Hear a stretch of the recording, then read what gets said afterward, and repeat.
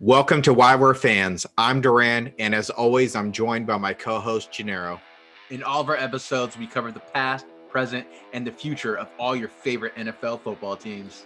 We love hearing your stories, talking the NFL draft, and reminiscing about the good old days. If you like the same, be sure to subscribe to this channel and like this episode. And leave a comment below if you want to answer any of our questions. Follow us on Twitter to stay up to date on our latest interviews. And like we always say, win or lose, we're all fans. Enjoy this episode.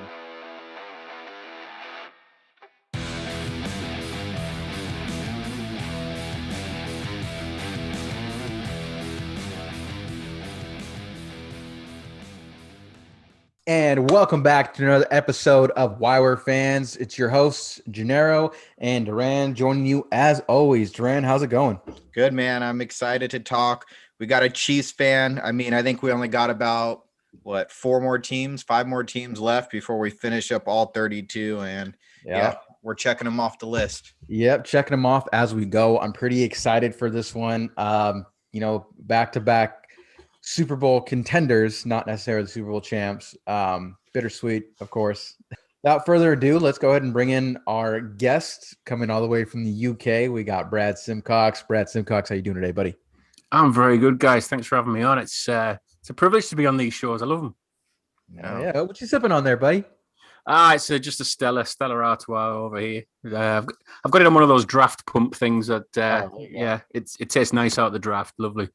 We got the local Seismic Brewing Company. We got Shattercone. Same thing. Very nice.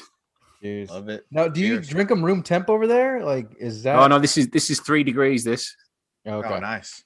Yeah. No, you got to have it at 3 degrees. That's perfect. Yeah, I like mine nice and cold too. Yeah. So Brad, what do you do during the off season when there's no football? Are you full in for NFL draft stuff? Do you switch sports?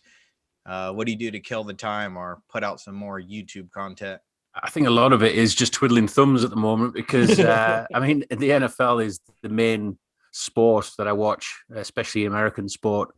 I'm trying to get into the NBA a little bit. I don't have a team. I'm still a free agent. But I do play the NBA 2K 2021 or whatever it is that I'm playing at the minute, which I'm trying to get into, and I'm enjoying it. I must admit, it's ticking the hours away, which is good. But yeah, waiting for the draft, enjoying free agency as well. It's just the whole part and parcel of it. It's such a long off season that you really just want to see football back again, especially the way that the Chiefs left it last time. Yeah. Exactly. And we got those, benchmark points throughout the year.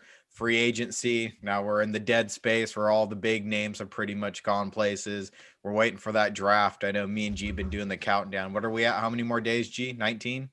19 days. Not including today, it's 18 days. I always just kind of do it by jersey numbers. So Debo Samuel more days. Amari Cooper. Amari Cooper more days. No, exactly. Keyshawn Johnson more days if you want to go throwback. But I'm ready, G. Ready to dig in when you are. Oh yeah, I'm ready. So, Brad, we want to know, how did it all start with you becoming a Chiefs fan? Oh man, I've probably told it 1,000 times.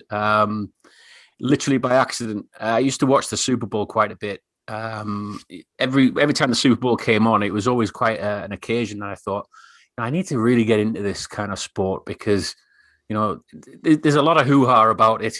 And I kind of really wanted to understand how both teams got there. But just watching the occasion, watching the halftime shows and stuff like that, kind of getting into it a little bit. But then with it being so late over here, I normally get to about halftime and then that's it. I'm spent. I'm ready for bed. I'm really tired. And it was that kind of casual interest that I had, which kind of sparked into life one night when I was actually watching. I was watching a sports program, Sky Sports, I think it was, just flicking through the channels, and I found that there was a program about Marcus Allen on the show, and it was about his turbulent career at the Raiders, how he was like the star guy, and then he kind of fell out of favor, didn't he, with Al Davis? And right at the end of that that show, it was about Marcus Allen going to the Chiefs, and it was like literally a 5-minute kind of snippet of Marcus Allen at the Chiefs, and I thought, this is great. I love this. He's like, he wanted to get revenge on the Raiders, and I loved it. I got really kind of swept away with the whole storyline of it, and then it just took off from there. Really, I watched things on Christian Okoye, the size of the guy that just bursting the straight runs, bursting through the lines, and it just really grew from there. And it just kind of got into my skin that I was a Chiefs fan, and yeah, that was part and parcel of it, really. Nice. Yeah, that's awesome. Did you get a chance? Did you get a chance to run into any other Chiefs fan where you're at? Is there a fan club or anything like that? I mean, now there might be, especially with winning the Super Bowl and stuff, but they're an exciting team. Do you know anyone else? There wasn't at the time. I must admit, when I think it really started around about, I think it was late 2011, early 2012. Okay. And my first season with the Chiefs was 2012, which was the doom season of 2-14, which, I was kind of thinking, what the hell have I picked here? You stuck Why am I them. back in this team? But I thought it can only get better, But the fan base over here was quite small, and I eventually kind of caught wind of a UK fan group, which was very small at the time, which was Arrowheads Abroad. And I actually got friendly with the guys there. And I've actually made some real good long-term friendships with them. And it's in fact now the guy that actually created Arrowheads Abroad. Me and him now actually are currently working with Arrowhead Pride, which is the Chiefs media group. Me and Tom Childs from Arrowheads Abroad, that we've kind of hit it off, and we do our own content, podcasts, YouTube channel, all that kind of thing. And it's really helped because it's got the word out there. We do a lot of UK watch meets whenever the Chiefs are playing. So we go all around the country, right from the top, right down to the bottom of England, just meeting up with UK Chiefs fans. And sometimes we actually have other fans of other teams as well that actually come and join us, which is nice. It's quite a good community over here. Yeah, that's awesome. So, have you had a chance to go to a Chiefs game live? Have they gone over there? Yeah, the whole group actually went through 2017, and we went for a week 4 Monday night football game when they played against the then Redskins, but obviously they're now the Washington football team. Yeah. And the Chiefs fans they couldn't be any more welcoming. They were just fantastic. I mean, the whole tailgate experience over there. You guys over there know how to tailgate. I can tell you that. Just the whole excitement around just one game. I mean, it was like it felt like what we would have over here for a cup final for our soccer team over here. It was that kind of atmosphere. It was like every game is a cup final. It was so surreal to us all, but we really got into the swing of it. And no matter where you went in the we call them car parks, but wherever you went in the car park, it was somebody gave you a beer, somebody wanted to talk to you, somebody wanted to give you some of the food. Here, try some of this barbecue, try some of this burger, try it. It was just brilliant from start to finish. And we were actually fortunate as well. The Chiefs, because of the size of the group that we took over there from the UK, the Chiefs actually asked us if we could hold the Stars and Stripes on the field before the game, which was mind blowing. Listening to the home of the Chiefs, shouting at you while you stood on the 20-yard line, it was just one of those surreal moments where you couldn't believe it. You were sat there, you were stood in the middle of Arrowhead Stadium. Nighttime and everything, fireworks going off, and you're holding the Stars and Stripes with everybody shouting Chiefs at you at the end of the national anthem. Unreal. Yeah, I bet, man. That environment. I know the Arrowhead Stadium is actually rated like one of the difficult places when there's crowds. The loudest. Yeah, it's like the loudest to play in. Like other than I think the Seahawks stadium. I'm not too sure who took it. That might be a debate. It might be a debate. We beat the Seahawks again because they took it off us and then we took it back off them. So. Oh, there you go. That's yeah. That's awesome. See, But the Seahawks kind of cheated though. They designed their stadium specifically for sound. It's practically an indoor stadium. Like pumping like sound, like artificial sound in there too. Didn't they get caught doing that? Yeah, they did. Yeah, that's right. That's Yeah. right. But one thing to go back to the tailgates. You said you guys call them parks, right? Car park, yeah. Yeah, so we call them parking lots. So Yeah. it's different things, but it's always I love like hearing how things are different from over there. And one thing that you said is when you went to the tailgate, how like people were like so friendly about there, and I experienced that firsthand. And unfortunately, not at the Arrowhead Stadium. It's actually on my bucket list, but at the Levi Stadium, me and Duran went there for a Cowboy Niner game, and just walking around and just the environment around there. Once you're around like fellow Niner fans or fellow Chiefs fans where you were, that it just feels like you're at home. I mean, even when I went to a different, tailgate, we didn't even know the people. They're like, "Oh yeah, here's a beer, here, for your cousin." It's like it's unreal, isn't it? Like he's rocking around in a Cowboys jersey, who's technically like the rival, but that's back in like the early '80s. I mean, late '80s, early '90s. So it was pretty cool to see that. But hearing how everyone's like, "Here, try this burger," that's so interesting, and that's that's the environment you want to be around, just amongst fans. That's why we're fans. So I love that. I love hearing stories like that. How like the tailgates were great. We just heard one with the our last episode. Shout out to Kirk about how he just goes to the tailgates and everyone's jumped through tables as Buffalo Bills fans and whatnot. So they're crazy fans, Bills fans. Yeah. So I'd like to go to different stadiums for sure and see the tailgates. Do you have a bucket list for yourself? A bucket list? Like, do you want to go to different stadiums? Well, I did actually manage to tick one off the bucket list, and that was actually go to a Super Bowl to watch the Chiefs win one, which I actually got to Miami. I actually won tickets. Me and Tom won tickets when we were over there. That's another story to tell. But so you went there without tickets? We went there without tickets. We flew out to Miami. There was about 6 of us, I think, from the UK. We just thought, do you know what? We're probably never going to see something like this again. And let's just fly out. We don't have any game tickets, but let's just fly out to Miami and just soak up the atmosphere, find a bar and just have a few drinks, watch the game, And Tom and I had actually, we kind of applied for free tickets through a Twitter competition, believe it or not, from a Kansas City radio station.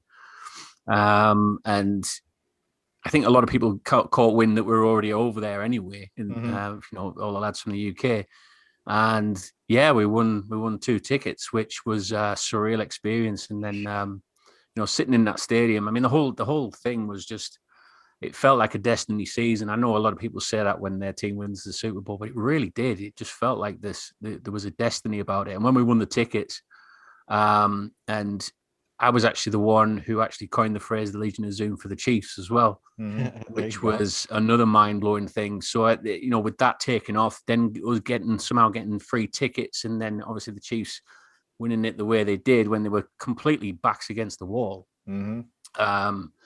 It just felt like it was one of those unbelievable moments that you felt that team was invincible that season for sure. Yeah. But I mean, other stadiums on the bucket list, I would really like to go and see Lambeau Field. Yeah, I think that's one of them. It's very much like an old school style of stadium, which I like. That makes and I actually wouldn't mind going to see. Now, I'd probably Chiefs fans are going to hate me for this, but I wouldn't actually mind seeing the Raiders' new stadium in Vegas. Oh, that's definitely on my bucket list too. Yeah, I think both stadiums are at both ends of the spectrum. Really, you got the old style Lambeau Field, and then you got the new kind of Raiders stadium. So would you go to the Packers game in the winter? Would you want to soak in that snow? Probably not. That's a bit too old school for me. That one. Go early. Go early. So what's your game day setup looking like now? How do you watch the games? Do you guys have like an NFL ticket type of thing over there that you could watch all the games, or are you streaming it off the internet? Yeah. Do you guys go to like a pub? Is that what you guys call them, right? Pub. Public house as we call them, but we call them pubs. Yeah. Instead of a bar or anything, we have pubs. Sometimes, like I said, we have watch meets where we all meet up together from all different corners of the country. And even from different countries, we've got people from Scotland, from Wales, from Ireland. who will actually fly over. We actually had a guy from Germany, believe it or not, fly over for one of our watch meets, which Michael Kramer's he's one of the biggest fans in Germany for the Chiefs I've ever known. Shout out he was Michael. one of them. Yeah, he actually flew out to Miami with us as well. Unfortunately, he didn't win a ticket, but he really just soaked up the whole atmosphere. He loved it. So yeah, it's good that we've got this kind of community that we can all get together and watch things. But I mean, obviously during the COVID thing and everything that's been going on, we actually watched a few games where we were just using Zoom. I think a lot of people have been doing that anyway because. Yeah, I don't know what it's like over there, but we've been on a few lockdowns over here just to try and suppress this COVID spread. Yeah. And so, Zoom and things like that have actually really helped us kind of engaging. It's not the same, you want to be jumping around with your mates, don't you? And when a touchdown goes, but yeah, Zoom seems to be the key thing at the minute. But I mean, luckily I managed to get all this done as well. And we got our attic done during COVID, which was good. So I've got the big screen up behind. You can't see it, but I've got a big screen back there that I've got old Chiefs games on and things like that, old Super Bowls on and stuff. So I'm all set up. Don't worry about it. I'm all set up over here. So is that your man cave you're sitting in right now? I see a couple of Chiefs helmets back there. Yeah, it's changed a bit actually. I mean, the early days it just used to be a load of rafters, things like that along here. I just used to fill it with like anything Chiefs related. It was just full of stuff. I mean, I collect the sports cards. I've got obviously the memorabilia items and things like that. It's weird. My wife thinks I've got a problem, I think, but I've had to tone it down a little bit in this room because it's kind of like the family room as well now. Yeah. So I've toned it down a bit, but I've kept like the best items out. So it's looking all right. It's looking. I quite like the old man cave because it was just mine. It was just everything was just full. So what's the holy grail item in there? Yeah. What's the holy grail item? Yeah. There's a few actually. I mean, the top one that's Patrick Mahomes. I've actually got that from Kansas City, shipped over and everything. Oh, wow. That cost a fortune to get over here, believe it or not. It almost cost as much as the helmet to get it over. Yeah. There's like I said, I've got some sports cards in there. I've got some rookie cards of Patrick Mahomes, some one-of-ones in there. Just like I said, anything that was available and I thought that's within my budget, I'm getting it. So I was quite early on the train with the Patrick Mahomes cards because when I was picking them up, they were like £5, £10, something like that, which is probably like $6 or something like that to you guys, Yeah. But now they've gone stupid value now. They've gone really crazy now. So I've been quite lucky with that. But yeah, I mean, there's loads of stuff. I mean, I've got mini helmets, I've got footballs, I've got other helmets I haven't put out yet. There's just all sorts of things that I can't get enough of the Chiefs. It's weird. It feels like I'm from Kansas City the way I feel. Yeah. It's just it does feel like it is the team that I bleed for. It's weird. It's so weird that it's just really kind of over the last 10 years they've really got into me. So yeah, surreal. So I'm just curious, what's the national sport over there? Is it rugby? Is it soccer or football? I'm just curious, just because you became seems like you're all about American football, and I personally love it. I'm pretty sure Duran does too. That's our number one sport at heart. So is that like what's the national sport over there in the UK? Just curious. Yeah, it's mainly soccer, really. I mean, I do watch soccer, but I'm not as invested as what I was in it from back in the 90s when I was younger. My team's Newcastle United. And, I used to be a season ticket holder with them. I used to, go to every game but I don't know what it is. I think the game just changed quite a bit over the years. It wasn't it was quite a tough sport over here. If you flew in for a tackle or something and a lot of the time the ref just waved play on and you didn't think anything of it. It'd have to be a really bad kind of hit on somebody to actually get a foul for it, But these days it seems as though you just blow on somebody and they fall over. It just felt very, I don't know, soft. And I kind of right word for it. Yeah, and I just kind of tailed away from it. I moved away from that game because it was I don't want to see people flopping about and falling all over all the time. I want to see somebody clatter into somebody, Mm-hmm. Yeah, that's And the like NFL. yeah, that's definitely one thing. I know you said that you're trying to get into NBA, and Yeah. that's definitely one thing we do see in the NBA a lot. Is a lot of flopping, which Yeah. is I'll watch it every once in a while. I mean, I still have respect a lot for the NBA because I grew up a Kobe Bryant fan. But so I'm always a Laker fan. If you're looking for a team, we wouldn't mind having you. So I'm we're still a free definitely agent in a minute. we definitely look at that. But when it comes to soccer, much respect for the hard work they put in. Um, I remember watching Green Street Hooligans. I don't know if it's like that at Yeah, all, yeah.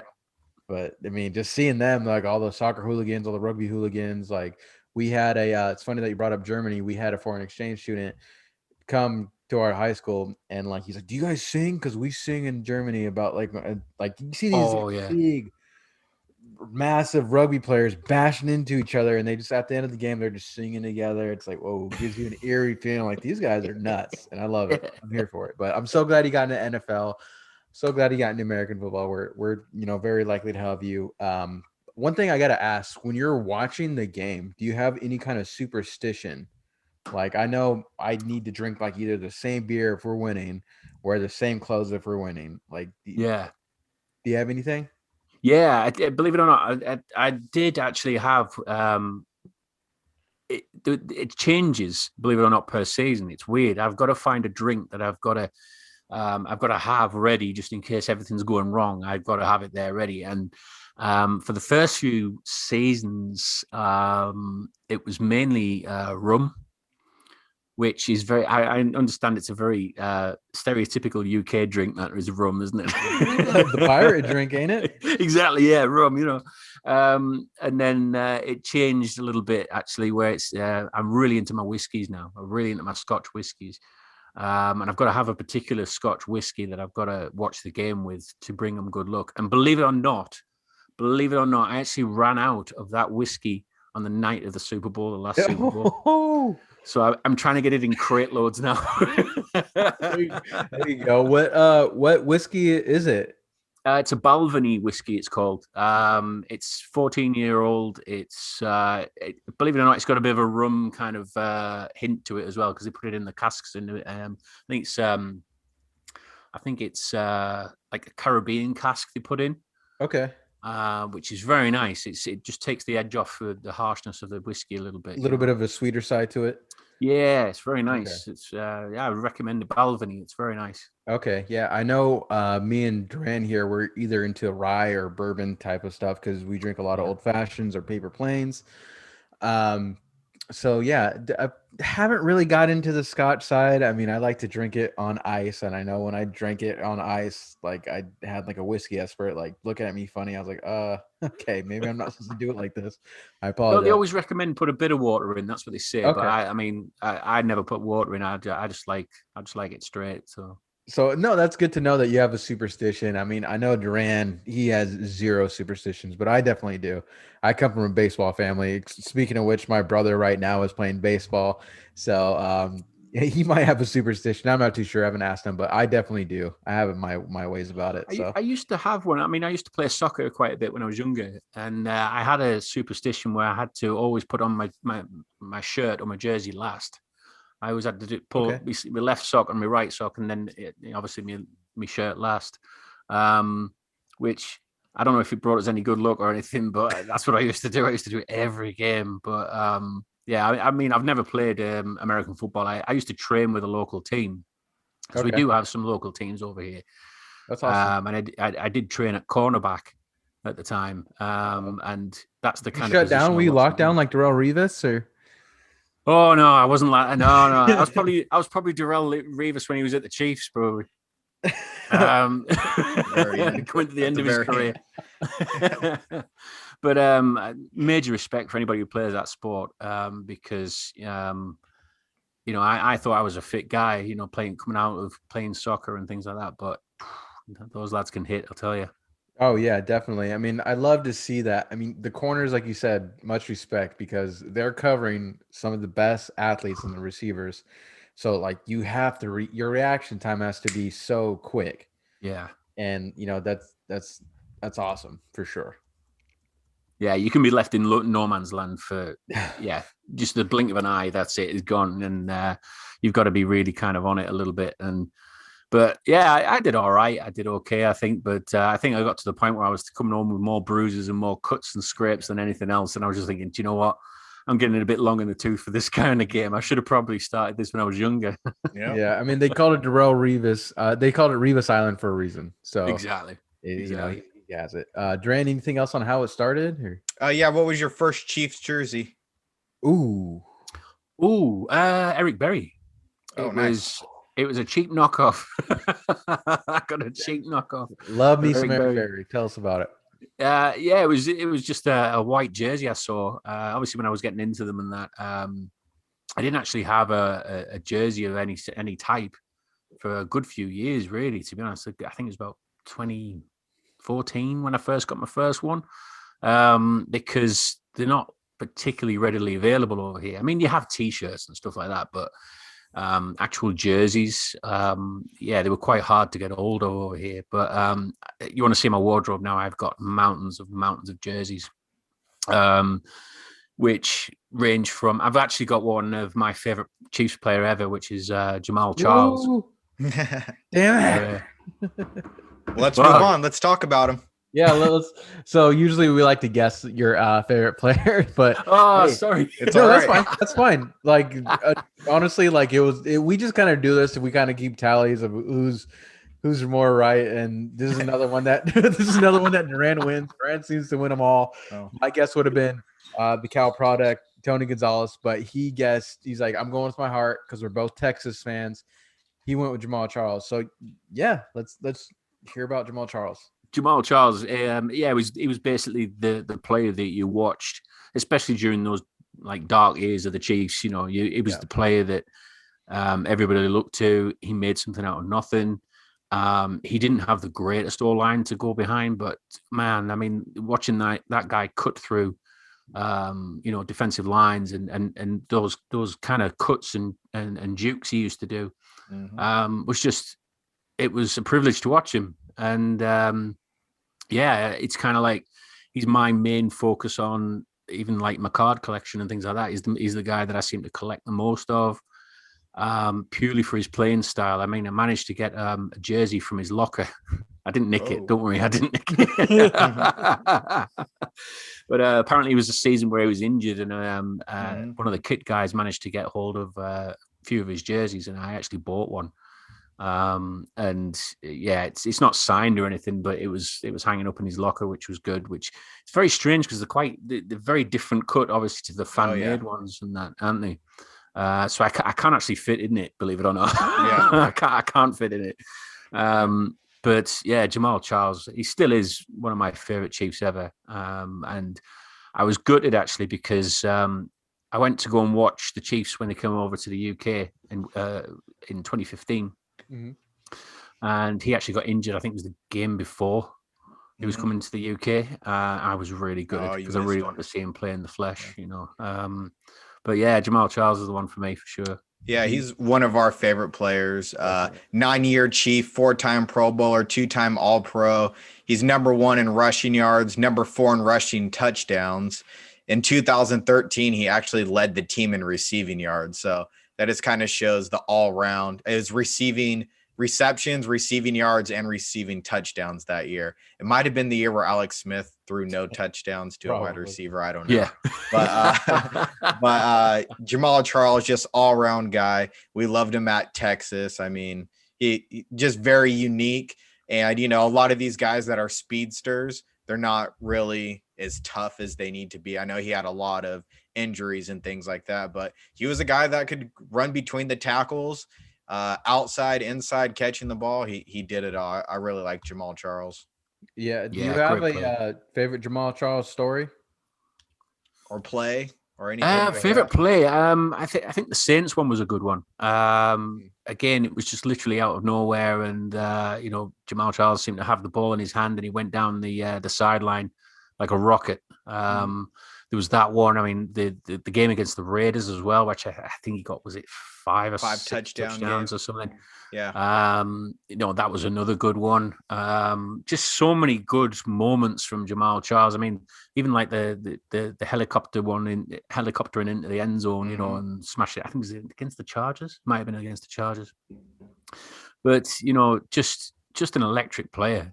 And the speed of the guy was really, something that you hadn't seen for quite some time. And the way he could literally just turn on a sixpence and away he goes. He was just one hell of a player to watch. And it was the only bright spark to watch really at the time.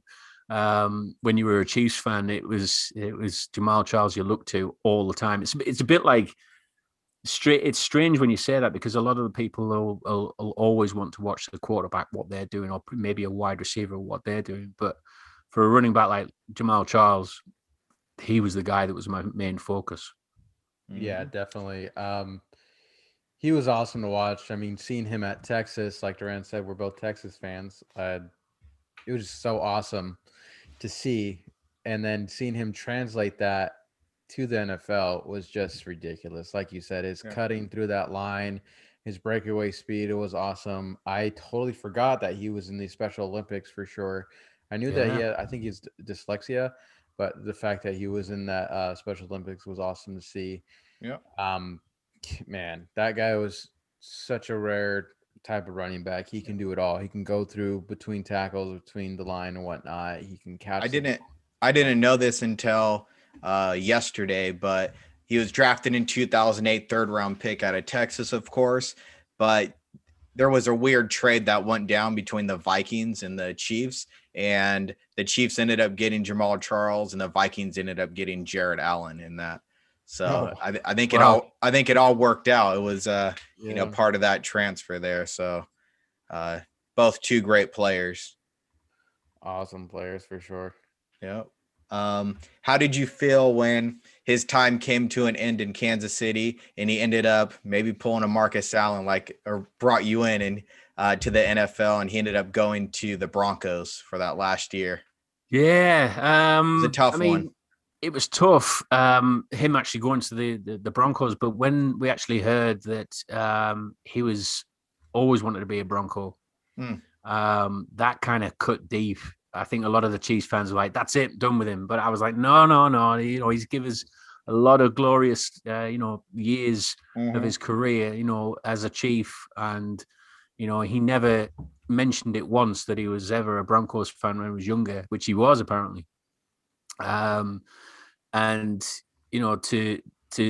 To have him on our team was something special, and especially the amount of times he used to cause so much damage to the Broncos.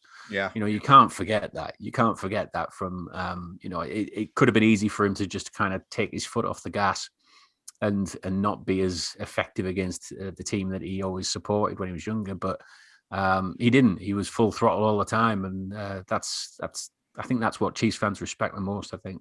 Yeah, and he only had 296 yards that season for Denver, which just isn't Jamal Charles like. He was always in the thousands and above, maybe even close to 2,000 total yards some seasons. But man, he had 2 ACL injuries, one in each knee. And as we know, to a running back, a guy, especially his stature, that's just not good. He was taking a lot of beatings. Definitely. And I think the reason was he was just overused. Because he was the talisman of the team, and I think that's probably the reason why he was injured a lot. Yep. I think he also has the most yards per carry average of any running back of all time. It's like 5.4 yards or something like that. It starts the argument off as well, or is he Hall of Fame caliber? And there's people like me who will actually say because of his yards per carry. Yeah, and then there's others who are saying, well, he wasn't. His longevity in his career probably isn't as what you would expect from somebody in the Hall of Fame. But I think a lot of the time you've got to actually look at what a player can do and how he used to play, and how special he was as well to actually consider him as well to be part of the Hall of Fame. Yeah, records are good, but I think if you need, there's other running backs that the Chiefs have had in the years, and I even say, the likes of Christian Okoye. Mm-hmm. Yes, he probably wasn't the best kind of running back where he'd actually, run routes and things, or take passes, or like yards after catch, that Mm-hmm. kind of thing. They didn't have all of that, but the devastation that guy brought. As soon as he was handed the ball, you could see defenses were making business decisions to either get a hand on him and then just move the whole body away from him. So I think you've got to look at some Hall of Famers where you've got to look at how unique they were. Yeah. And the way and the style of play that they used to have, or their ability was unique. And I think that's got to come into the Hall of Fame talk as well as the records, I think. Yeah, I think a big factor in that as well is you got to win. I mean, if you don't win a Super Bowl, if you're not in the playoffs every year, you got to just have ridiculous. You got to be like Tony Gonzalez type status. And unfortunately, Jamal Charles didn't win that much. I'm looking at the Sports Football Reference right now. I don't agree with this, but they have him as the number 59th running back of all time, which that's pretty low. I might be a little biased because I watched him all the way back from his days in Texas, but I think he'd be a little bit higher on that than my list. But to me, just because of the winning, not the longevity, I think the stats wise, he's up there hitting it with those great years, but I don't think he makes it, or I don't think he should be in. I think he misses out, sadly, but I think he should be in. Yep. If he was on the Patriots and scooped up 2 then he probably would be. Yep. Just happens. One question we like to ask is there any underrated players you could think of in Chiefs history that you kind of want to shine some light on? Underrated players. Wow. I suppose the most underrated really was Alex Smith. Okay. Yeah. I mean, Alex Smith. I mean, I was one of those that as soon as we got Mahomes, I wanted to throw Mahomes into the lineup, first season that he was a rookie. And, a lot of people were telling me to pump the brakes on that. But we could see with Alex Smith, he kind of hit a ceiling with the Chiefs.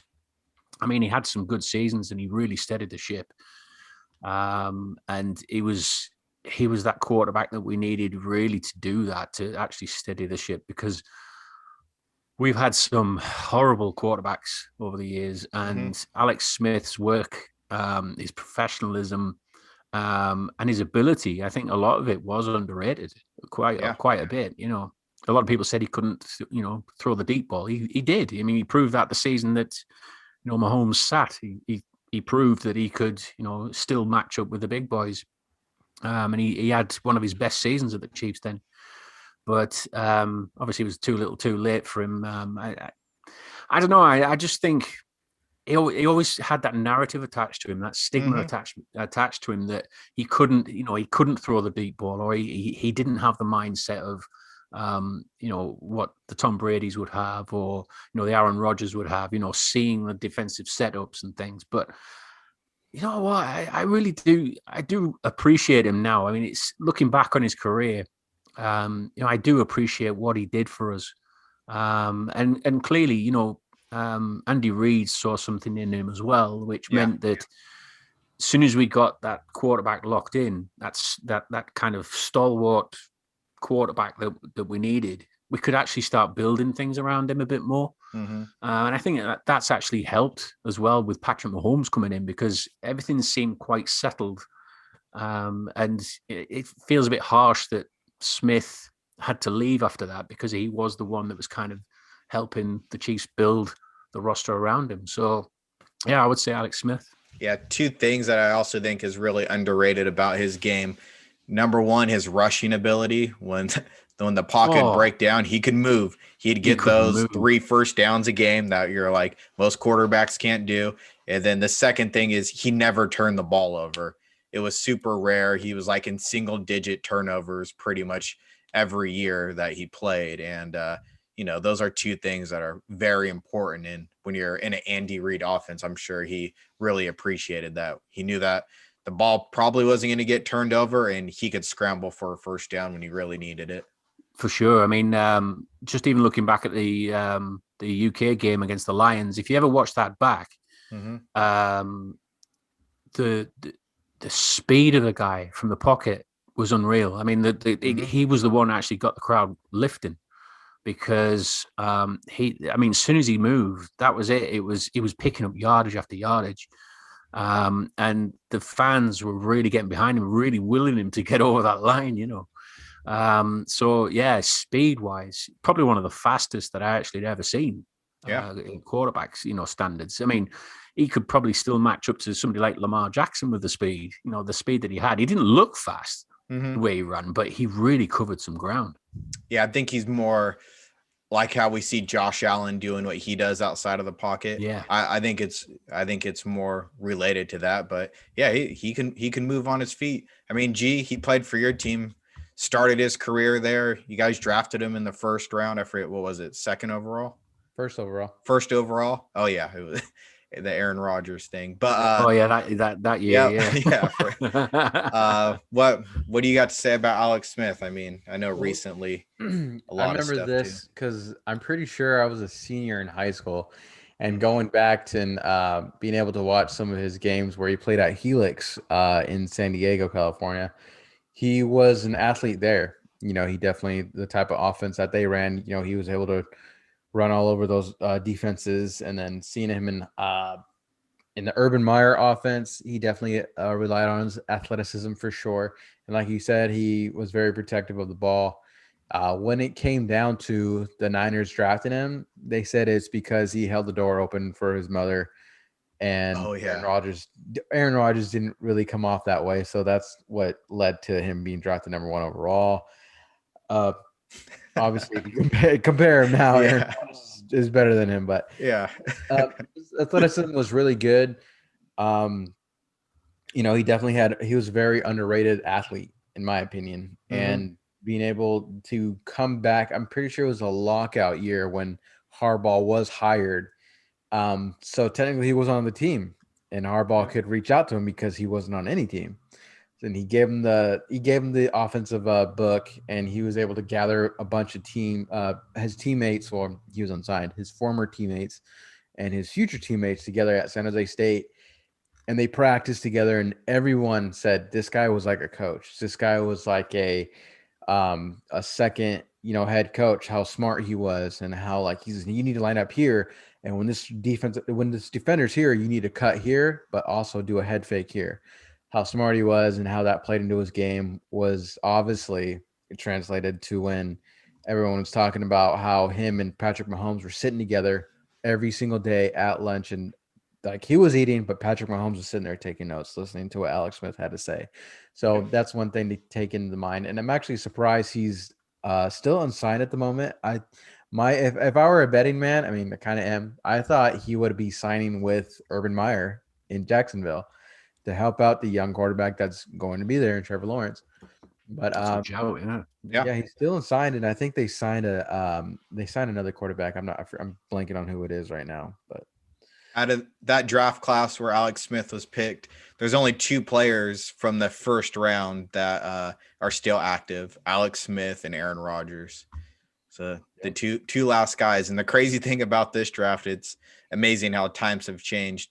Out of the first 5 picks, 3 of them were running backs: Ronnie Brown, Cedric Benson, Cadillac Williams. I mean, wow. Now we're lucky to see 1 or 2 running backs go throughout the whole first round. I mean, usually it's about 1, but top 5, 3 in the top 5. And yeah, those guys didn't last too long.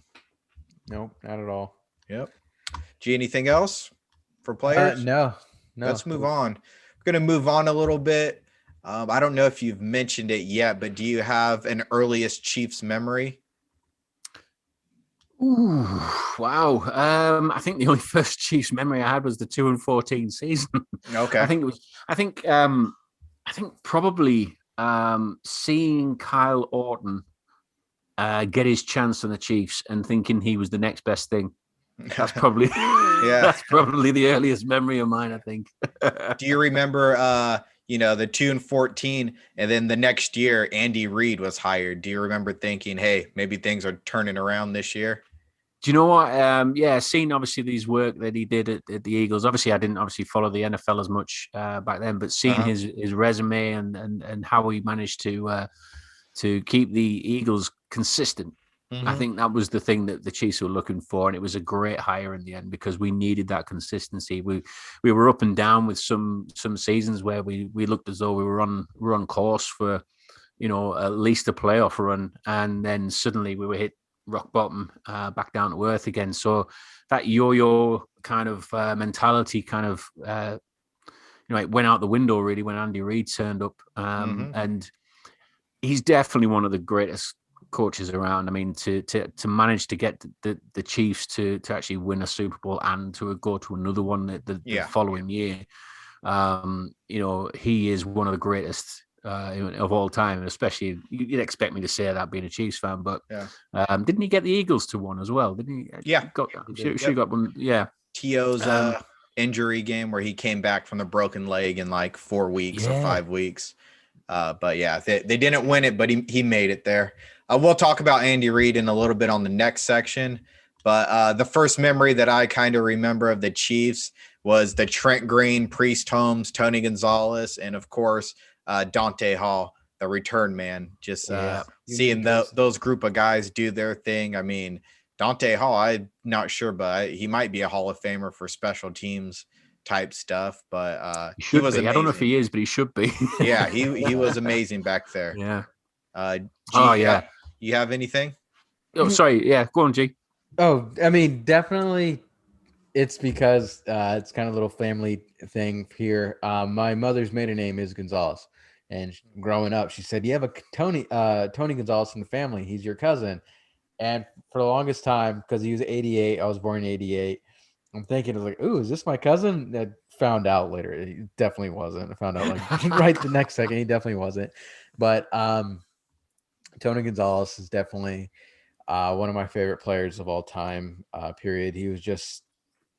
I mean, I was just telling Duran, he had a 17 season career and only missed 2 games. Yeah, that's super awesome. Tony Gonzalez is definitely my player to watch. I mean, I growing up watching Cal, seeing this guy being a 2-sport athlete, he could succeed in the NBA. He was 6'5", so that's big in the NFL, and he played with like a little man's complex where it's like, give me that ball, I'm gonna go up and get it. When he was covered, he was still open because all Trent Green needed to do was just float it up and he'll go up and grab it. It could be a 6-foot safety, a 5'10" corner, or like a 6'2" linebacker. And he didn't matter who it was. He was going up and getting it. His rookie year, he was just a monster. And then his second year, I know it was kind of shitty, but his third year was just spectacular. Yep. He faced adversity. I'm pretty sure he had like some type of face paralysis in like 2008 or 9. He switched to the vegan diet and he just continued on with his dominance. This guy was just Mr. Consistency.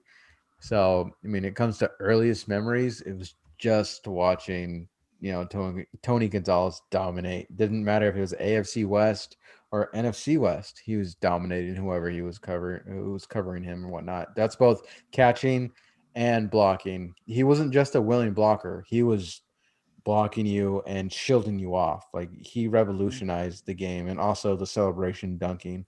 So he was a monster for sure. I loved watching him play.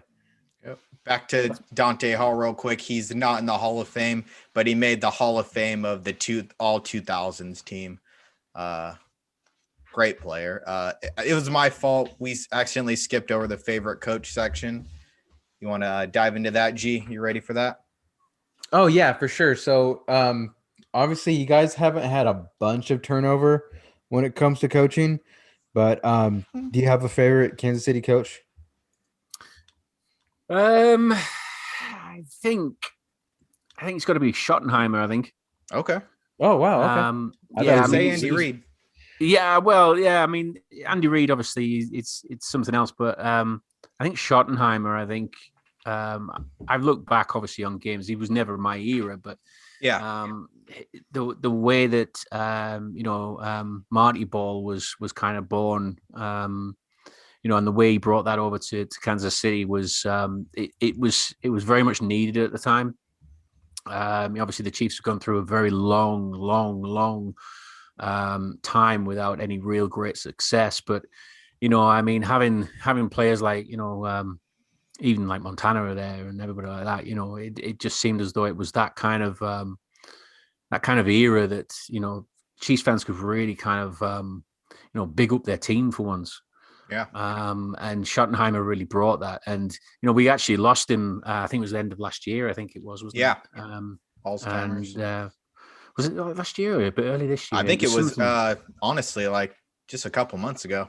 Yeah, it wasn't long ago, was it? And, obviously suffering from Alzheimer's and things, but there's a lot of Chiefs fan talk really highly of Schottenheimer. And I think he's definitely worth a mention when it comes to some of the great Chiefs coaches. But yeah, going back to obviously Andy Reid, I think I saw a stat the other day that he'd won, was it 98 games, lost 43 or something like that, in his time at the Chiefs, which is mind blowing. It's insane, really, to actually think that we've got somebody of that caliber really leading this team. We feel as though we're in safe hands with him. That might be his record, including playoffs, but he has the best win percentage all time for a Chiefs coach at 91-37. Of course, won the Super Bowl.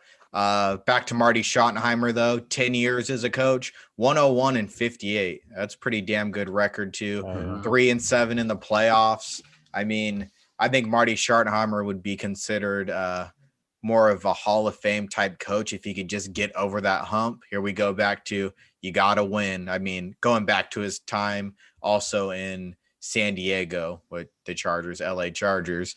He couldn't win a Super Bowl there. And I think he got fired after like a 12-4 or 11-5 season. It's like they were just tired of not being able to get over that hump. And when we talked to a Chargers fan, I remember seeing that and being like, holy shit, they fired him after having a pretty damn good season. Crazy. Yeah, that's pretty crazy. Like, I can't imagine how it is with Schottenheimer too. Like, he coached Montana when the trade happened for sure. And just seeing all those great quarterbacks. I mean, he had Breeze, he had Phillip Rivers, just the amount of quarterbacks he had and to see. I mean, I know Reed has his fair share too, but that's got to be so awesome. I mean, going back and looking at the quarterbacks he had too, I didn't realize he had so many ex-Niners as well. Do you know, it's a graveyard of ex-Niners at the Chiefs. That's what it is. It is for sure. You guys had Steve Bono, Joe Montana, obviously.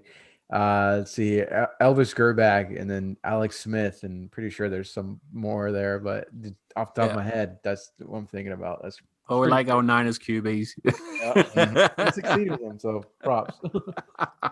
I went back and I was watching, this is about Andy Reid. I was watching Jamal Charles, just researching our previous question, and he gets a lot of credit for the way he runs his offenses nowadays, and especially with the Super Bowl and stuff.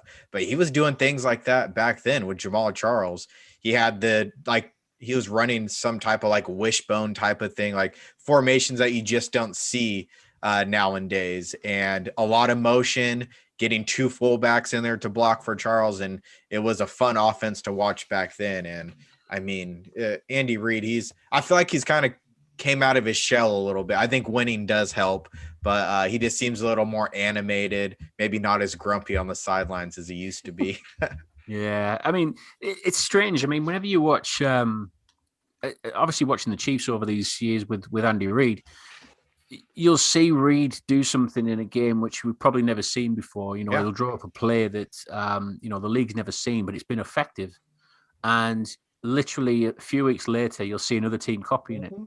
And I think that's the greatest kind of, level of achievement for him, I think, knowing that he's created a play, it's been effective, and now other teams are starting to use it, which fantastic for him. And he's given the confidence to the players to actually draw up their own. I don't know if you saw the one this last season where Mahomes was in motion. It was like misaligned basically from behind the did like center. A spin. He did, and he ran, and then he took the snap and he did a spin back on himself, and he's given the free rein to the players to actually come up with these ideas as well. I mean, if he thinks they're absolute trash, he'll tell them. But it seems as though from what Mahomes and Kelsey and Cole have actually been saying is he really is like a people person, a man management. He gives them free rein to actually come up with these new ideas, and he'll work through it with them as well, which you love seeing that from a coach. You don't want somebody who's a coach who's a big head who's saying, no, it's my playbook, I'm not letting you guys mess with it. He'll let them do that. He's an innovator. Yeah, exactly. I love looking at his coaching tree.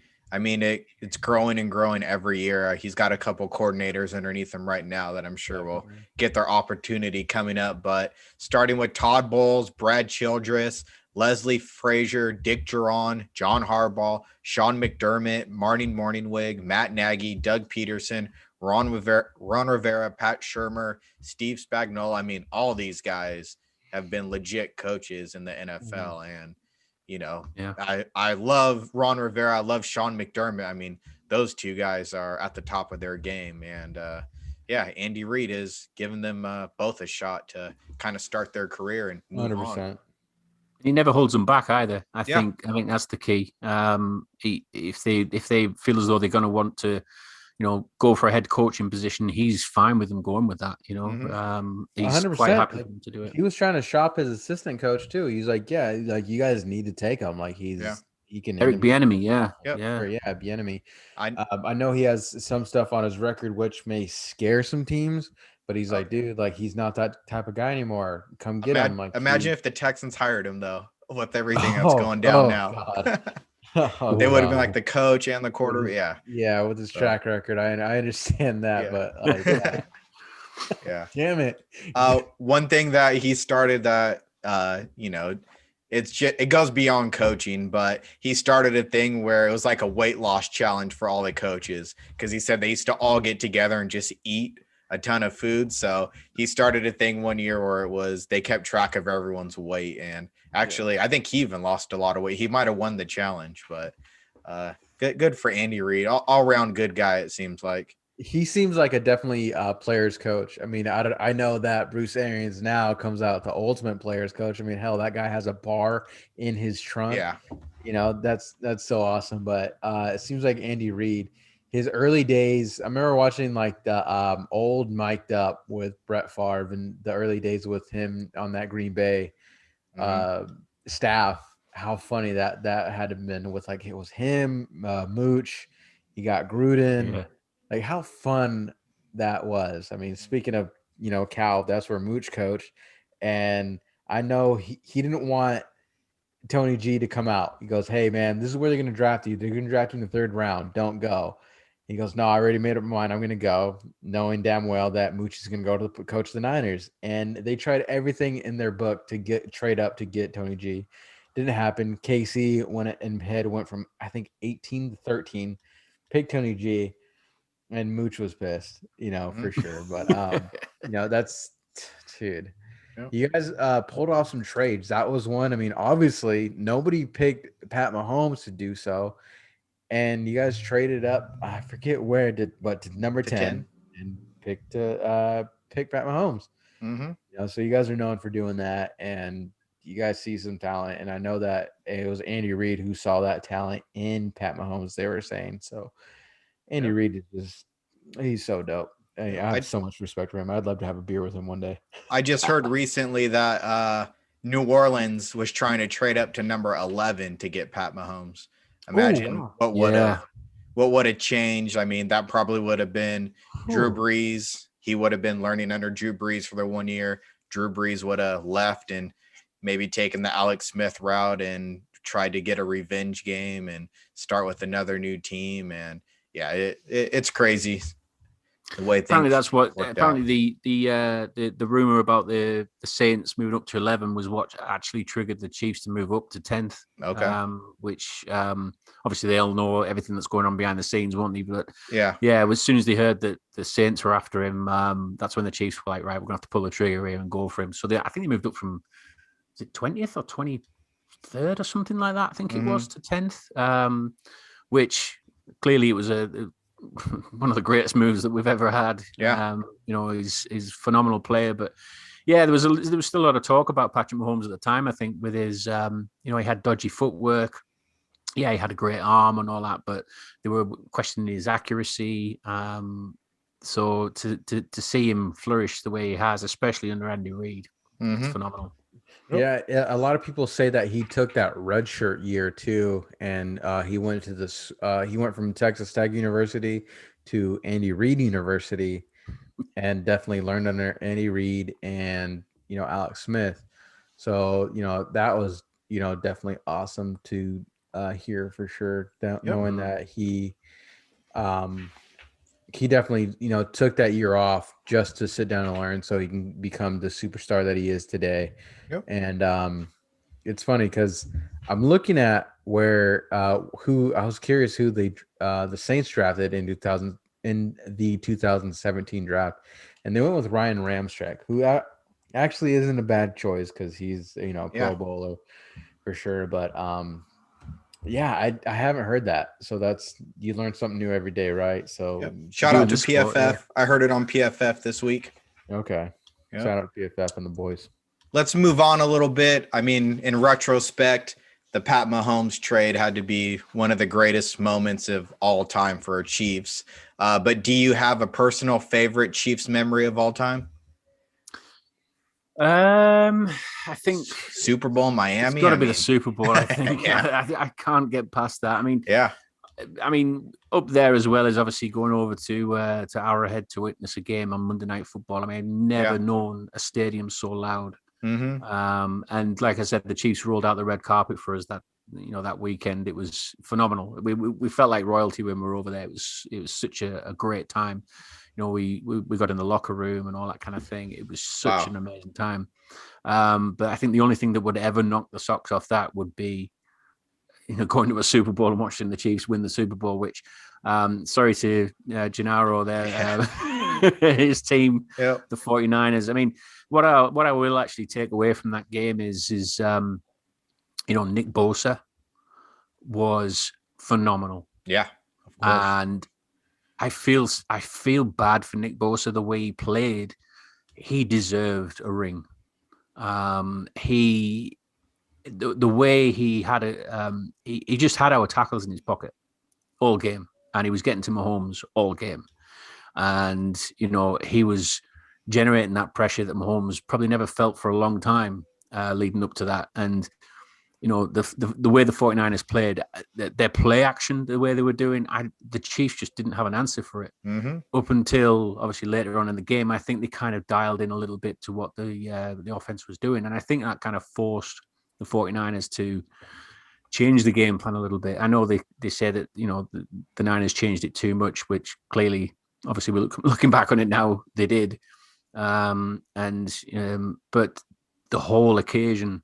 And being there for a historic moment, somebody from the UK. Yes, we're two big Chiefs fans, but somebody there from the UK at a Super Bowl for free, watching their team win the title was it doesn't get any better than that. That environment had to have been crazy for you guys. Not only at the stadium, but like at the bar as well that you guys were at before. That had I tell you what, it was the first time I kind of because I actually thought Chiefs Kingdom. I mean, the fans that were there, I think we outnumbered the Niners fans quite a bit there, which was insane. But during the game, I don't know if it was the section we were sat in, but the Niners fans were really loud. I mean, they do this. You'll probably know it, but they do this 300 chant, don't they? After every first down, I think it is. Yeah, after every first down, and it was intimidating. Yeah, it was really intimidating. And it was. It kind of got to me a little bit because I was thinking we're meant to be outnumbering these guys here, and they're really bringing the noise. I mean, Chiefs fans did find the voice eventually, but it was later on in the game, and it just felt like at the time, it felt like it was a 49ers home game. That's what it felt like. But yeah, it was, like I said, surreal experience. And shout out to the guy in front of me as well, who he had my life all game. sat in front of me, this Niners fan. Mm-hmm. And when Mahomes threw the wasp play, you know about the wasp play, don't you? Where, Tyreek Hill. To Tyreek Hill, yeah. Yep. As soon as he threw that, and obviously it was completed, I actually leant over to the guy because I'd seen it all season. I'd seen this kind of comeback all season because that's what the Chiefs were known for. That the Texans game. Yeah. The Texans game was another one. Yeah. Yep. Obviously, you know, during the playoffs, we were always behind, you know, at least by 10, I think it was. Yeah. And when that play actually happened, I leant forward to the guy, not knowing obviously what the whole scenario, how it would all play out in the end. Yeah. I leant forward to him and I said, "That's the turning point right there." And he was like, "Yeah, whatever, man, whatever." He was like, he was brushing it off, you know. And I said, "That's the turning point right there." And he actually thanked me. He actually, congratulated me at the end. And he says, "How did you know?" I just said, "We've seen it all season. It happened." It was just, like I said, it was that destiny season where, you know, a play like that just suddenly sparked the Chiefs into life, and that was it. And I think there was a bit of a mutual respect there after that. Yeah, it definitely was, for sure. I mean, I remember that, watching that firsthand. I was screaming, holding on Bosa.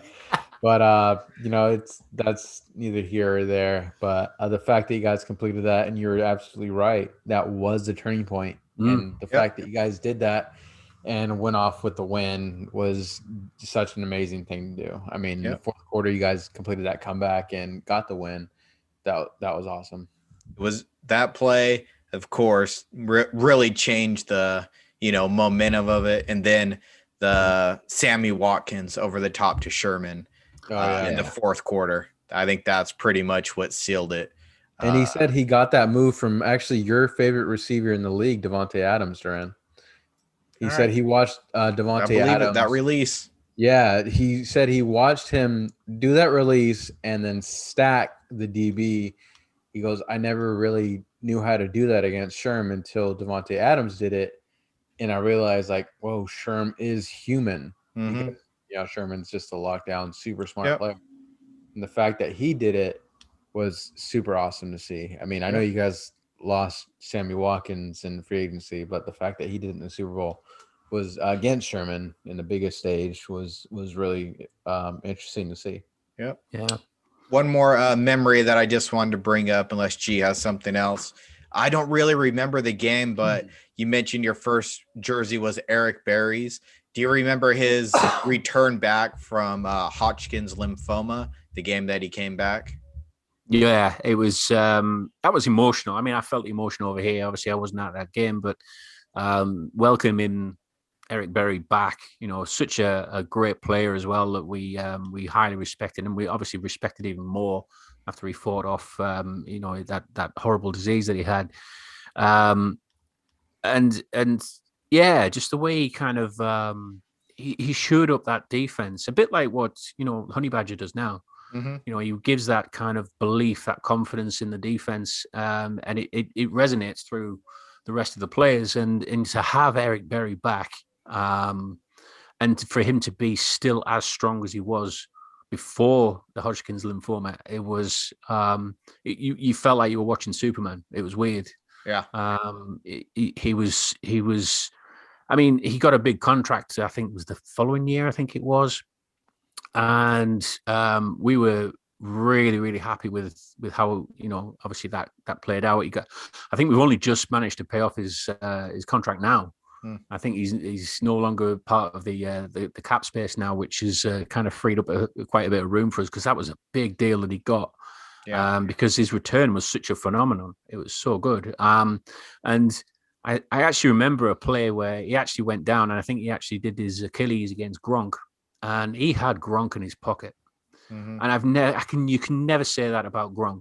Yep. You know, Gronk's such a phenomenal tight end that, you know, he's a beast of a player, and little Eric Berry managed to keep him in his pocket for most of that game until he actually went down. And, you know, it like I said, it was just like watching Superman. Yep. Played like a big guy. He did. He really did. Yeah. He played with a lot of heart. Yeah, one thing that a lot of people hate, like, it comes to like the whole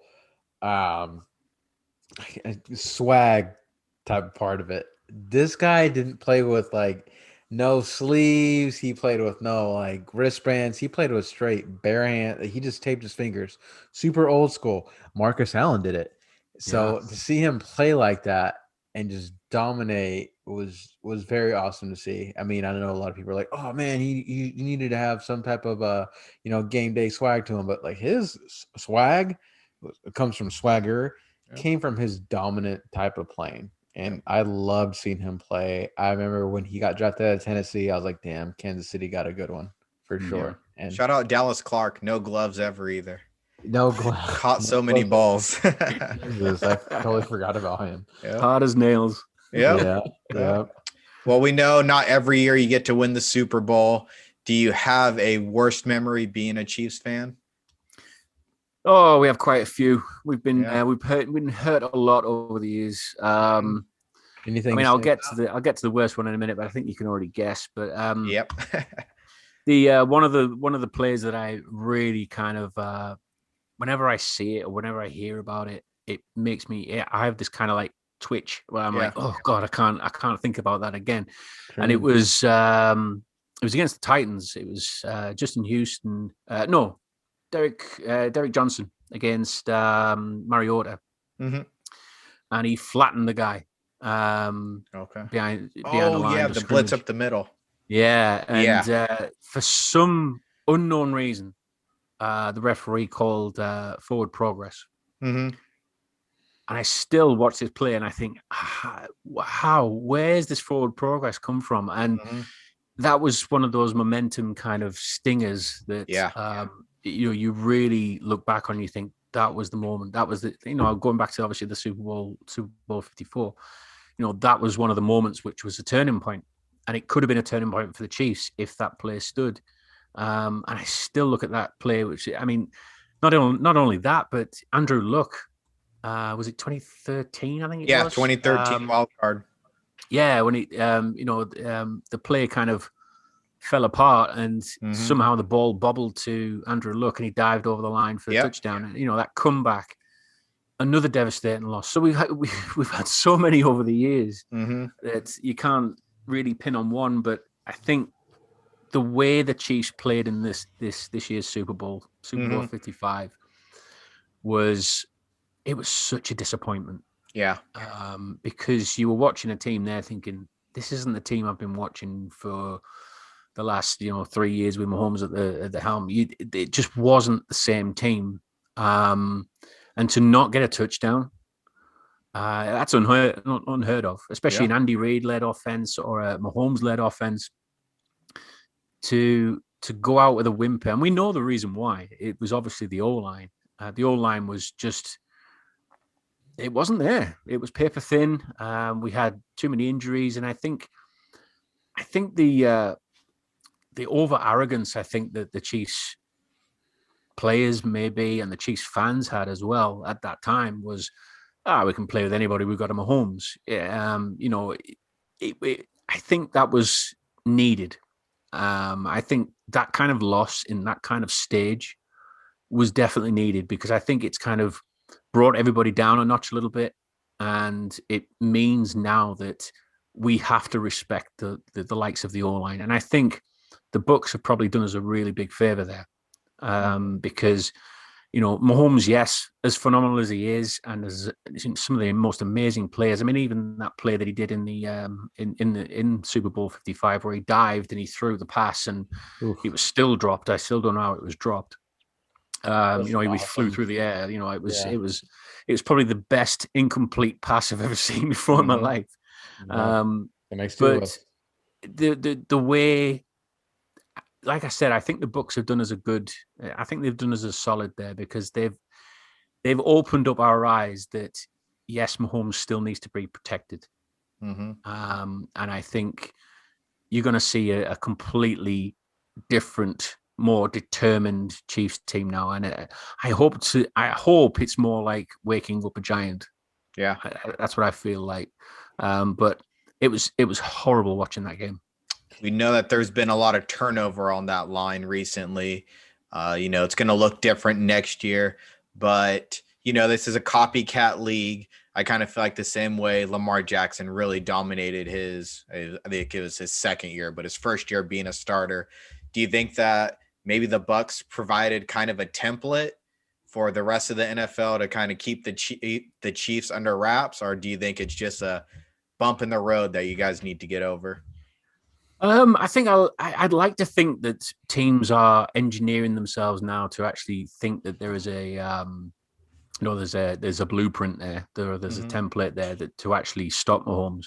I think Mahomes recognizes that, and I actually heard a rumor, or I think I actually heard it from, I can't remember who it was now, but apparently Mahomes' first thing he did when he got back home to Kansas City was actually start looking at film of how the Bucs demolished that offensive line and started working straight away on how he can actually prevent that from happening moving forward. Because obviously there's some things he could have done. He could have given some of the O-line some of the assignments that he needed to help that with that protection. But I think the main thing really was the offensive line players that we had just weren't really up to it. I mean, they were second, third stringers. I mean, I don't want to make mistakes, excuses and things like that, but the second and third stringers were, yes, they were second and third stringers, but they were played out of position as well. They were moved, swapped around, and all that kind of thing, and it just really didn't help with the whole chemistry of the whole line. So yeah, I hope teams think there is a blueprint out there, and I hope they do all start doing the same thing, so that if Mahomes has managed to, work on it and sort out the issue that it was, then it's going to be good for us because he's going to be able to dissect it again. Yep, I feel you. The only other bad memory that I thought of for the Chiefs is you guys were on a roll just this past year, and then that damn Mahomes knee injury on the QB sneak. I mean, it looked bad. It sounded bad. I don't know how he came back as quick as he did. I mean, just gaining confidence in that knee again seemed like it'd take a long time. Did you feel like the season was over then? Yeah, absolutely. Yeah, absolutely. He was, as soon as you saw that kneecap, with the way it was and the way it was laid out, I thought that's it. That's the season over with. But when you saw the doctor or the physio come running on and then pop it back into place, and then he walked off, I thought maybe a few weeks out might be all right, actually, because when you see something like that, you think surgery instantly, don't you? You see something out of place like that, you think that's surgery, that's a long time out. But I think that the medical staff that actually managed to pop that kneecap back into place saved our season. Yeah, I could see that. Yeah, 100%. Like that, I remember watching that, and I was just thinking, like, damn, Matt Moore needs to come back in. And the funny thing is that Matt Moore was a scout for you guys, and then you guys, I think you got something left in the tank. Why don't you be our backup? And he said, okay. And offense. So he actually led you guys to a win, didn't he? He did. Was it Vikings? Was it? I think it might have been the Vikings. Sure. But yeah, Matt Moore. I mean, we if anybody deserved a ring that year, it was definitely Matt Moore. He was the person that, again, steadied the ship. We needed a QB to steady the ship, and same thing happened this year as well with what's his name again? Chad Henne. Yeah. With that play, was against the Browns, I think it was, where he ran 13, 14 yards to try and get to that first down, and then they did that kind of that weird play where it looked as though it was a no play, and they actually called it, and he threw it right and to Tyreek Hill, and they got the first down, and it was game over. It's those kind of heroics that you remember. And those guys definitely earned rings and their place on the roster as well, for sure. Yeah, I remember watching that game, and I'm thinking, like, they're gonna lose. Like, I don't know how. And I thought for the longest time, like, damn, he got smashed onto his head. And when they slowed it down, like, wait, how is he getting up all like limp like that? And then I'm hearing the doctor break it down, how he got hit at a certain nerve in the neck, which isn't a legal hit, but he just couldn't keep track of his the brain wasn't connected to the legs at one point, and they were just going limp.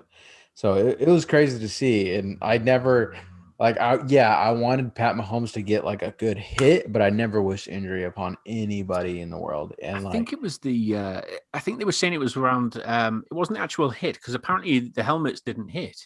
It was more around the momentum of the other player getting him around the neck. Yes. And I think it must have cut something off or something where he was just like, whoa, I have no idea where I am. So I know there's a lot of hoo-ha about people saying he's on concussion. He shouldn't even be playing this next game. But they actually found there was no issue with the concussion. It was just one of those things. It would just landed funny, like you said, somewhere on his neck, something twisted or something, cut off the blood supply or something and just made him dazed for a bit. So yeah, I forget what video I was watching, but they compared it to when like you hit your funny bone and like the nerve like locks your hand into a certain place. Like that's what it is. Like his legs just like wasn't able to lock, and that's why he was like, I can't stand. I don't know what's going on. He was fully like there mentally. Like he was, no, I'm fine. I know where I'm at. My name's Patrick. They wanted to get back in. Yeah, he did. He like knew everything. Like, no, like you're like, we're not going to risk it. And which makes sense, Yeah. Let's move on. We're going to talk about your future expectations for the Chiefs. G, do you want to start it off? You got any questions? Yeah. I mean, before we talk about how you guys cut a lot of, you guys cut most of you guys' starting line for sure. With Eric Fisher, then also again with Schwartz, and Schwartz hasn't been re-signed yet. Looking at it, you guys don't really have a fifth-year option to anybody because I think you guys traded the first round. You guys don't have anybody in the first round option wise as far as like coming up next. But how do you? I saw on your Twitter. I'm cheating a little bit. Sorry, Duran. I saw on your Twitter that you're ready to trade for Orlando Franklin Jr. Is that like a dream trade for you? Orlando Brown? Brown? Think it's going to happen? What's that? Yeah, Orlando Brown Jr. Yeah, Orlando Brown. Franklin, do you know what? As soon as I heard he was available, I thought that's the guy we need. He would be a perfect fit because apparently he's playing right tackle at the minute. But he always wants to play like where his old man used to play at left tackle. We've got a glaring opening there at left tackle, which we need somebody of his caliber to be there. And I just thought, you know what? If the Chiefs aren't looking at him as a direct replacement for Eric Fisher, he's a young player. He's already proven in the NFL. Yes, he might be coming up for a big payday, but Chiefs have got enough, I think, at the moment in the cap space where they can actually offer some kind of big payday. The way they manage to structure the minute is, I don't know how Brett Veach is doing it, but Orlando Brown Jr. for me, if we got him, nobody's touching Mahomes this year. I've watched Orlando Brown Jr. for quite some time now, and I'm in awe of the way he plays. I mean, just watching the guy. I mean, even the way he shifts, the way his first step, getting back and making sure that he can adjust as well, which I don't think Eric Fisher could really do as well. Eric Fisher's been a good player for us over the years, but he's never really kind of shone, let's say. And I think Orlando Brown Jr. is one of those players that can really, really protect Pat Mahomes. And I mean, if Schwartz is coming back, there seems to be quite a few rumors that he might be coming back because he's out at the moment with a back injury. He's had surgery and he's just recovering now. So, but apparently he's back in the gym. He's working. So there could be a possibility that he does come back, and I hope he does because he's one of the best right tackles in the game. And if we had him and we had Orlando Brown, it'd be brilliant. Yeah, I always pictured Orlando Brown. I mean, even coming out of college, more of like a big mauling run blocker, and maybe it's just because of the team that he played for. A heavy run team. That I didn't know if the transition to Kansas City would be that well. I mean, once again, I haven't really broke down the tape, but PFF actually graded him a better pass blocker than a run blocker. Yeah. So I looked at that, and that'd probably be the perfect move for you guys to make to sew up that one spot. Yeah, but I mean, not only that, but the move of actually getting Tooney from the Patriots. Great move. That's where I thought the free agency was going to go really well for us. I don't think it's gone particularly well at the minute, but like I said, if Veach can pull it out the bag now, I think if we get Orlando Brown Jr. with that, but having Tooney and is it Carl Long we've got back now? He was at the Bears. Forgot wasn't about that. I mean, and then you guys also Blythe too. Yeah, we've got Blythe as well now. Yeah, so we're slowly, steadily getting the pieces in place, and I just think that left tackle position is the glaring, obvious one that we need to really look at. And if it means giving up the first round pick and however many picks to get him, let's do it. Let's protect Mahomes. Yeah, looking at it now, I think you guys are going to be fine at the offensive line. I think Duvernay Tardif is coming back. I have a feeling you're going to re-sign Eric Fisher, Schwartz, one of those guys. I mean, I think the injuries is what kind of, made them do the whole cut, and we'll evaluate you later on. But I think you guys are making some moves and at least getting some depth pieces there. So if this happens again, you'll have some guys ready to step up and play. Yeah, for sure. As far as the draft goes, I mean, you guys are picking at the end of the draft again. We know last year you went with the running back. It was kind of a luxury pick, but is there a direction you'd like to go with this 31st overall pick? You also have 3 in the top 100. I mean, you lost Sammy Watkins. You could bring in a wide receiver, add to the offensive line, maybe some pass rush. What are you thinking there? Definitely concerned on who you guys want 31st overall. Yeah, I mean, like I said, if we don't trade it away to get Orlando Brown, I can see Veach likes his wide receivers, loves wide receivers. I think moving forward, I think I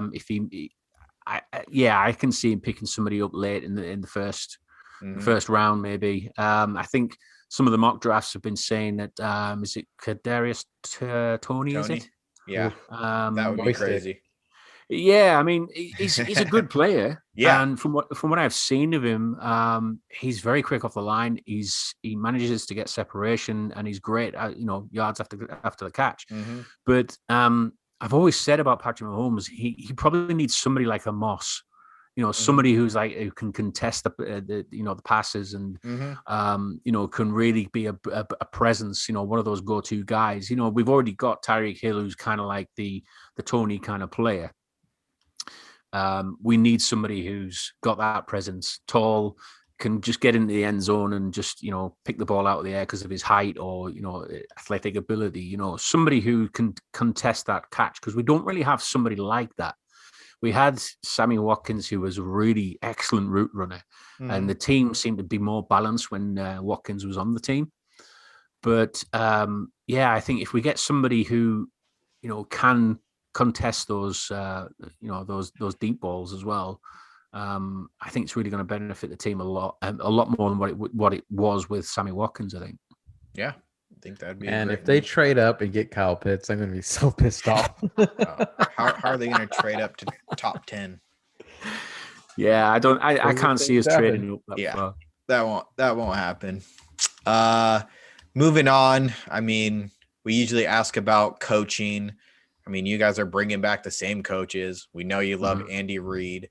One thing that I did see is you guys have Sam Madison, former Dolphin, as your DB coach, which I like seeing those, old football players coming back, staying in the game and coaching. But I don't got anything for coaches. G, you got anything? No, nothing, man. I can't think of anything. Just thinking about the receivers that you guys can pick up that late in the draft. I think you guys are better off trading to get Orlando Franklin, but Orlando Brown. I don't know why I'm saying Orlando Franklin. But definitely Orlando Brown. But I think so. Yeah, I think Orlando Brown's he's proven. Like I said, he's proven. He's the perfect fit. Yeah, it just makes sense.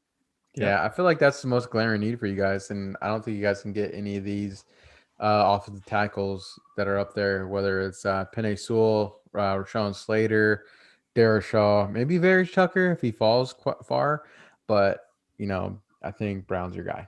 I think Jalen Mayfield fell on the mock drafts, which I don't know if he's a starter, but he could be a good project probably. I don't know. Maybe Etchenberg from Notre Dame. Jenkins, I think he's moving up in draft stock. Christensen from BYU. I know that he was definitely a lockdown for Zach Wilson. Yeah, there's definitely some guys there, but I mean, if you want a proven starter, I think you guys know who it is. Always go proven starter over rookie. Exactly. Proven starter. Yeah, definitely. Gee, I only got one more question. You got anything else? All right, this one's kind of for both of you guys. We got Travis Kelce. We got George Kittle. Why is George Kittle or Travis Kelce the best tight end in the game? Who wants to go first? I'm just gonna say this right off the back, and this is just me being humble. And I hope George Kittle listens to this and proves me wrong. Yes, I really hope he proves George. Me wrong. I love me some George Kittle. I think all around, if you compare them to measurables and everything, he's the best tight end in the league. But when it comes to availability, that's the most key factor, and that's something that Travis Kelce is always able to do. I think Travis Kelce is number one. It hurts my heart to say, it really, really does. But when it comes down to it, even last year, he didn't play all 16 games. This year, he obviously didn't play all 16 games. Breaks my heart.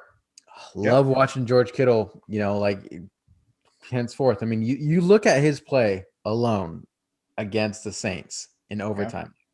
Yeah, that's the type of player he is. That's the type of player you're always going to get.